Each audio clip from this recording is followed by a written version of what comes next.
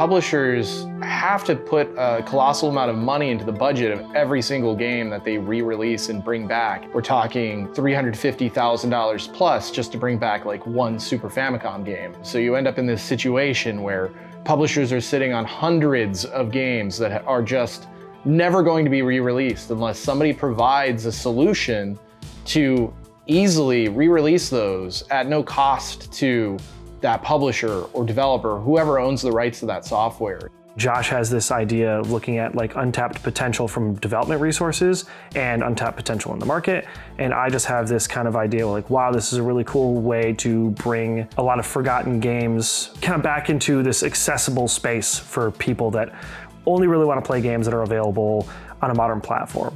So, we both started talking about it and it kind of got left in this place where we're like, well, let's look and see what we can do. And I started doing some research and started reaching out to people to see, is this something that we can actually do? And if we're going to do it, can we do it the right way?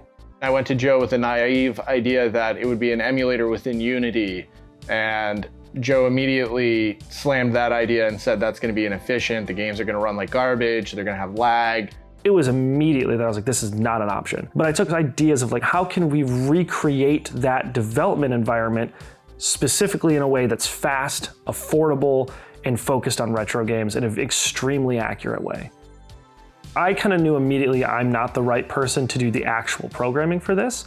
While I have a really great eye for retro games and I know what I'm looking for, what they should sound like, what they should feel like, what the end product should be in a modern world, I wasn't the right programmer for the job. So I started looking around at a lot of different people that I knew in the community. And he said, hey, I found this guy on YouTube who ported Diablo to Switch for fun. And I'm like, okay, if this guy has ported Diablo to Switch for fun, he knows what he's doing and he enjoys it. I found that extremely interesting. I also knew from his past, he was very into emulation, ported a lot of emulators, worked on a lot of emulators. So I reached out to Demetrius, got a conversation going with him, asked him how interested he was in kind of working on Game Boy, writing a Game Boy emulator from scratch. Because at the time, I kind of knew what our first game could be if we were going to get this going.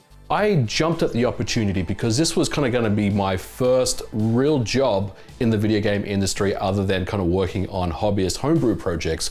So I accepted the position pretty much immediately, and once we had signed all the paperwork and kind of the NDA stuff was all out of the way, I was told that the first game that we were going to be working together on is bringing back Shantae, the original Game Boy Color game, to the Nintendo Switch. Every Shantae game was on Switch except for the first one.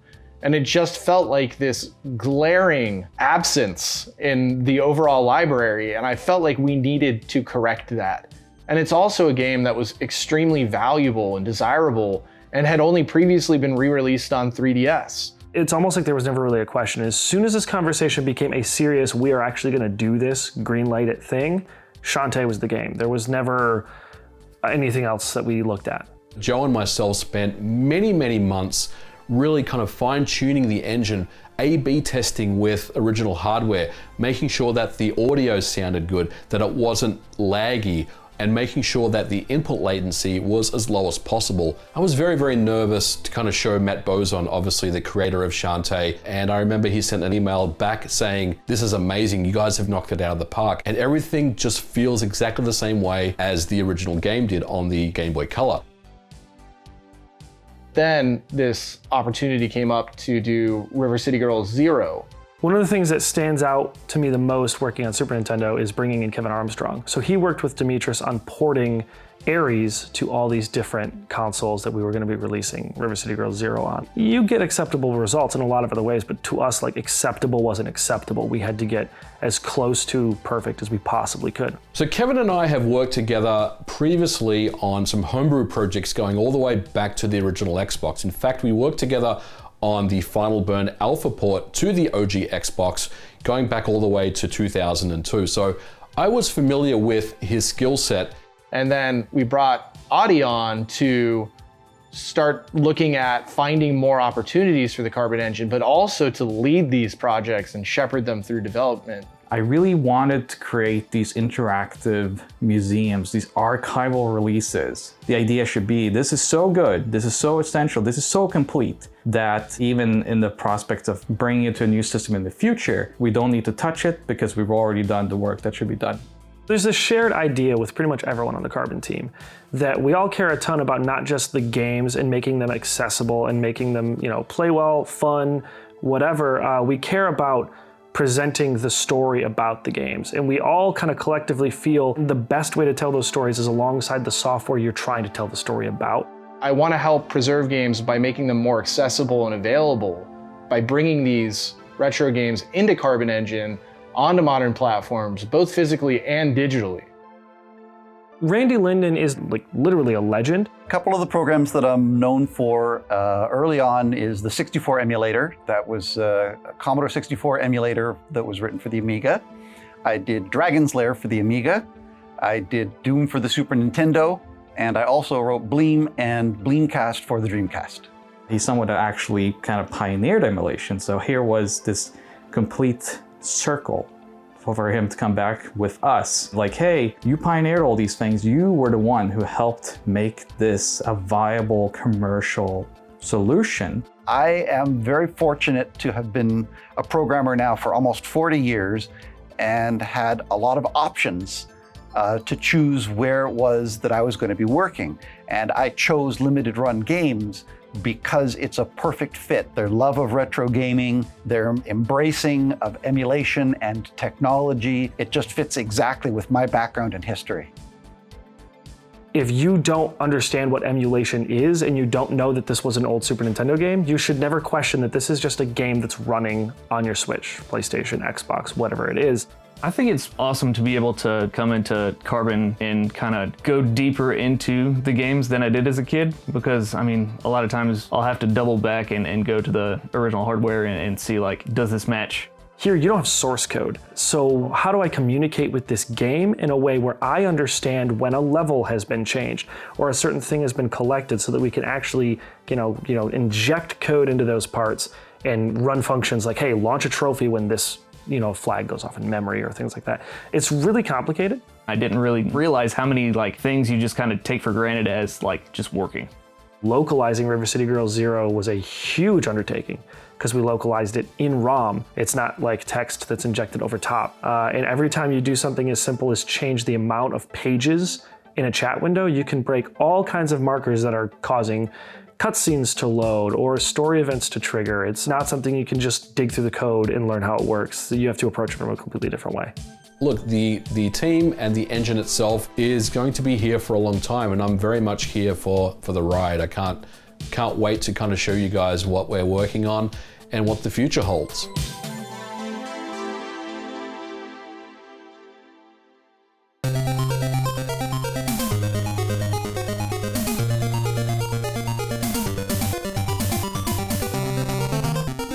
Trip World is an experience-based platformer for Game Boy, which was led by Ueda-san. He was one of the main programmers on most of Sunsoft's classic titles, but this was kind of his brainchild.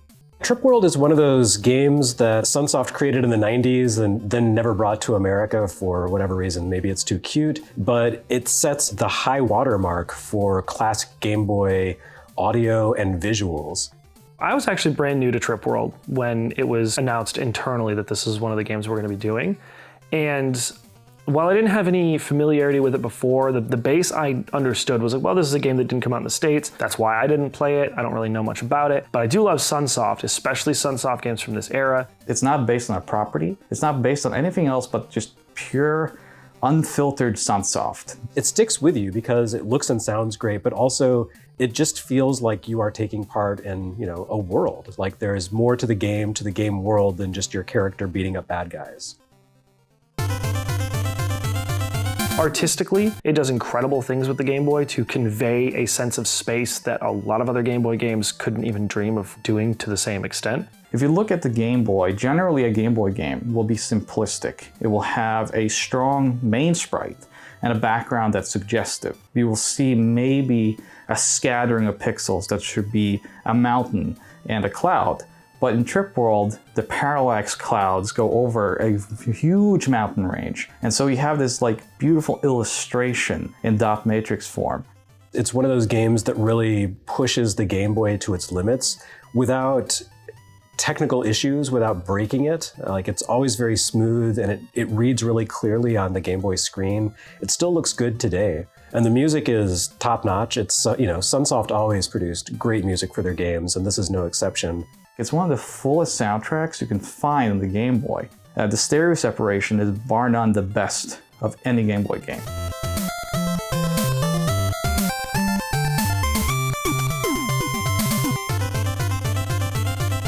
When you look at like Wikipedia or something, the overview will tell you that it is kind of like a platformer, a very straightforward platformer. To me, it is much more of an experience game. And what I mean by that is everything in Trip World is much more related to being in Trip World. Even though it looks like a standard platformer, there are a lot of systems and a lot of elements to the game interacting with each other that don't necessarily reveal themselves or make themselves obvious the first time you play, and just kind of leave you wondering, like, what's all of that about?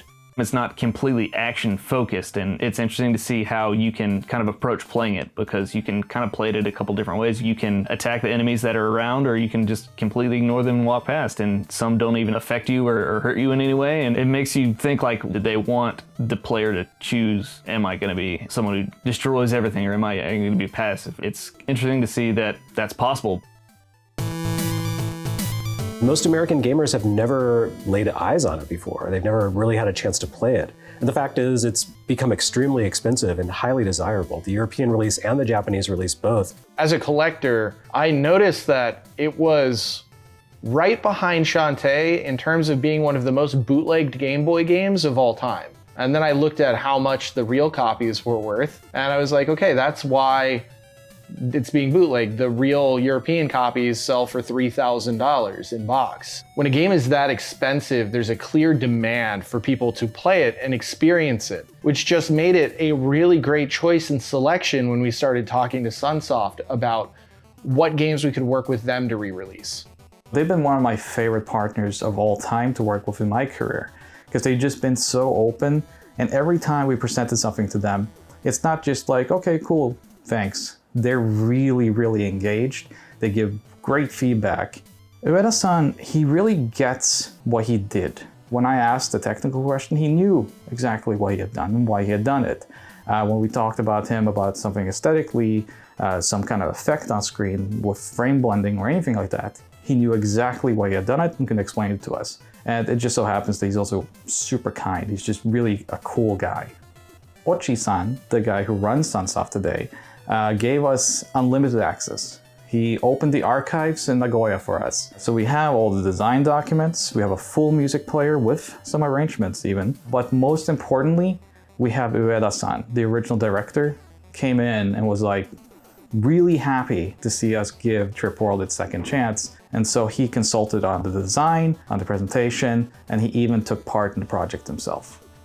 What I think is really cool about Trip World DX is that it kind of fits the pedigree of everything we care about with Carbon, and that's, paying respect to the game as it was, contextualizing it in an interesting way, but then also potentially expanding on the game, modernizing the game in a way that doesn't compromise the integrity of the original game.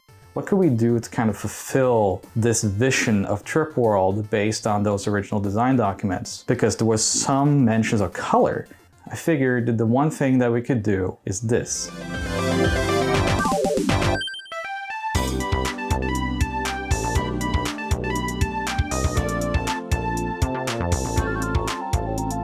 So what you're looking at here is the full colorization of Trip World. This was a monumental undertaking because the way we did this was that we contacted a friend of mine named Ivan, who goes by Torres. He's someone that has kind of excelled at reverse engineering Game Boy games and including a full compatible palette that works with the Game Boy Color. He has to constantly reverse engineer the game to make sure that it runs properly on the hardware and not crash, not do a call up it's not supposed to. We managed to get Ueda-san fully involved, and actually what you're seeing is the original color palette that he had in mind for an official Trip World DX back in the day. So this is not just us coming into the game and saying, this looks pretty good, right? This is actually Ueda-san's official palette. He tested every single aspect of the game. A lot of these older games were produced on a time crunch or with limited budgets, and as someone who made a game myself, I know that I would love the opportunity to go back to that game I made and fix all of the things that I know could be fixed with it in hindsight. So I think it's this amazing experience to get to go back to these developers and creatives and give them that opportunity to revisit their classics, to make adjustments, to make changes based on decades of hindsight. This is the creator's vision. This is what he saw, or this is what he would have seen if he'd had that technology available.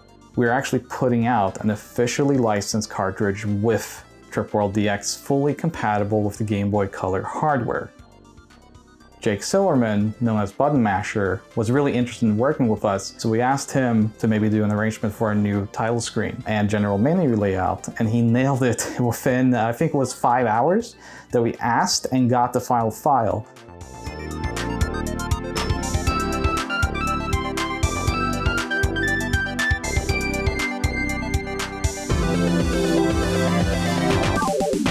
I mean, for me personally, the most exciting thing is just having Trip World available affordably. It is as authentic as it was right out of the box years ago. Everything we did about the approach to Trip World DX, I think demonstrates how spot on our vision is for how we want to approach these projects and how we want to respect these games in the future.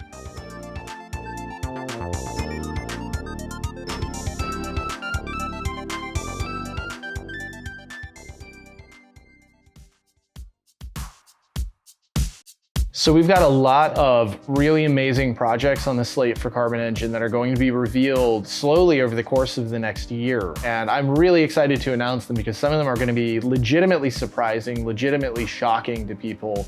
They are games that people have been asking for and clamoring for since the start of Limited Run. So it's amazing to finally get to tap into some of these things and re-release them. The future of Carbon for me is very bright. Not only does the team continue to expand, we're bringing on new people that are very much excited about emulation and retro games. Things like Mega Drive, arcade, and other platforms. Computer emulation such as the Spectrum, the Amiga, the IBM PC. Carbon is great because it represents an attempt to bring a lot of different systems, an increasing number of systems, to modern platforms. And there's a lot of genuine talent and experience behind the technology there, but also a lot of passion for the licensing side of things. People who really know their stuff both technically and in terms of what's a great game, what's an interesting or notable game. Limited Run makes dreams come true, so we actually work on games we dreamt of working on our whole lives together. So it makes me incredibly emotional to talk about these guys because it's just a dream come true.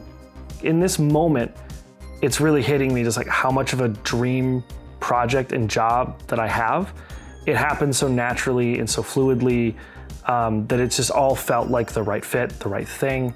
I'm constantly excited about what we're doing in the future. I think some of the things we're doing now are finally starting to truly shape the potential of not just the software we're building, but the team that we have.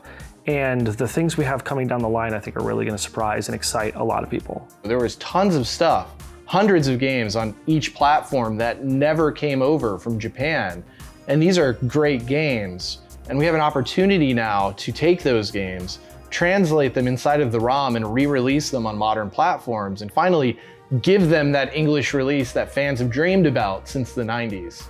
This allows us to actually kind of more directly interact with a lot of these Japanese studios, a lot of these Japanese directors, and kind of figure out not just on a surface level, like, well, we want a collection, we want this, this, this. I can actually kind of sit down with them. It's like, what is it that you really wanted to do with this game back then and now? What can we help you kind of realize with this new re-release? We're losing history on a daily basis, and it's a shame that there isn't a wider spread acceptance yet of the fact that we're losing this history. And everybody at Limited Run Games feels the exact same way about both preserving history and enhancing it. I don't claim to be the be-all, end-all place for game preservation. I don't think that what we are doing is necessarily preserving these games 100%, but I think we are a component within game preservation. We're not just a company now that works on physical products. We're also a company that makes games, and we know what we're doing, and we have a really great team of people that are working on those games as we speak. It's nice to finally be where we are, because this kind of was a long process of kind of getting some momentum, and we're working on games on a daily basis and watching those games become actually playable and shipped and printed games, which is wild. I can tell you some exciting and spectacular things are coming from Limited Run Games.